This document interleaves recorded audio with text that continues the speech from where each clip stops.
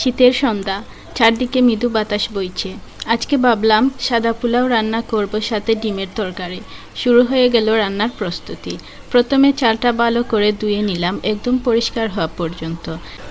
এদিকে আম্মু পোলাওয়ের জন্য আলু, পেঁয়াজ, কাঁচামরিচ যা যা লাগে সবগুলো প্রস্তুত করতে লাগলেন।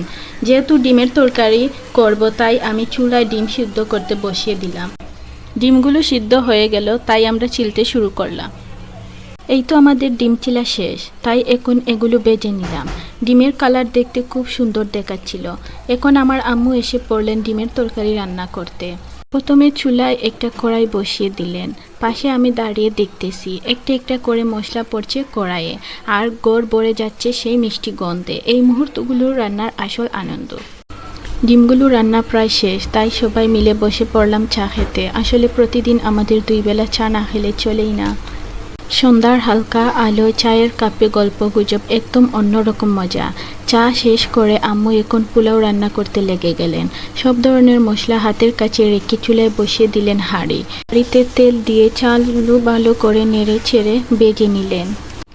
এখন একে একে মশলাগুলো সব দিয়ে দিলেন। আসলে মায়ের হাতের তৈরি সকল খাবারের স্বাদই অতুলনীয়, সেটা ভাত হোক, পোলাও হোক বা অন্য কিছু। কথা বলতে বলতে পোলাওগুলো হয়ে গেল। সাদা পোলাও আর ডিমের তরকারি একেবারেই পারফেক্ট জুটি। শেষে নিজেই একটা প্লেট নিয়ে নিলাম আর গরম গরম খেয়ে ফেললাম। সত্যি অসাধারণ, বলার মতো না।